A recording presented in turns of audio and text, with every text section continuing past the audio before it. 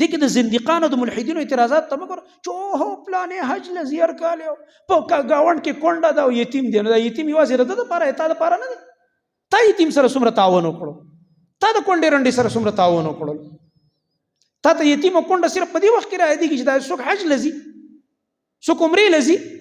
څوک قرباني کوي کله په دې وخت کې تا ته رایادېږي دا چې په شادیانو کې ډمې ګډۍ هغه وخت کې تا ته هغه په مقابل کې تا ته نه رایادېږي یتیم او کونډه رنډه چې هغه ته ووایې بدماش له ورشي چې لکه دا دومره ډمې دې وګډولې دومره جړاګان دومره فایرنګونه دې وکړه دا دومره غټه روټۍ دې ورکړه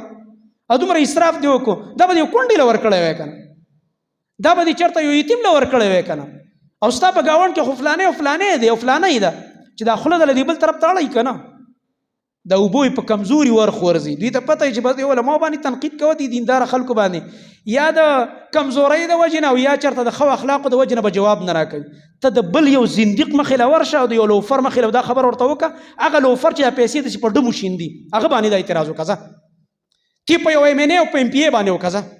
تی په یو وزیر اعلی او ګورنر باندې وکړه تی په یو بل فاسق او فاجر او بدماش باندې وکړه چې تا سره څه حل کوي خو تا دپاره صرف د تنقید زی د اسلام دی د دین دی عبادت دی او د الله بندگی ده ته لوبې دی پورې کې اصلي اټیک دی په دین دی خو د دین ښکاره نوم نه اخلي نو دا دیندار او د عالم او د دیندار دا سپک سپک یادې لګي نور ستا په اړه کې بغض اصل کې د اسلام سره دی ګندګي چې په زړه کې کومه پرته د غلاظت هغه د اسلام سره دشمنی ده اصل کې خو ته هغه بړاس په بل طریقه راوښکلی نه شي چې بیا خلک وایي لکه ښکاره کافر دی نو دا خپل کفر دې پټ کړی دی په دې بهانو باندې خپل کفر په دې بهانو ته پټی لګي زما محترم ورونو کله به د اسلام یو د دین یو عمل شعائر الاسلام خاص کر دا به د هدف او د تنقید نشانه نه ګرځي په دې باندې د انسان نه ایمان ځي قرآن کې الله رب العالمین فرمای ومن يعظم شعائر الله فإنها من تقوى القلوب چا چې د الله د دین د نښو د شعائر الله تعظیم وکړو احترام دا به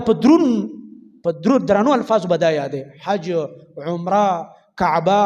طواف سعی صفا مروه مینا مزدلفه عرفات قرآن کریم مسجد دین منز زکات ذکر تلاوت د دین څومره اعمال چې کوم څیز نسبت یې الله ته او د الله دین ته کېږي دا ټول به په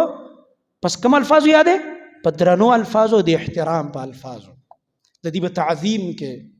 ومن يعظم شعائر الله چا چې د الله د دین د نښو تعظیم وکړلو د کوم څیز نسبت چې دین ته کېږي دا دې په ښایسته الفاظو په درنو الفاظو یاد کړه فإنها من تقوى القلوب دا د زړونو تقوا د الله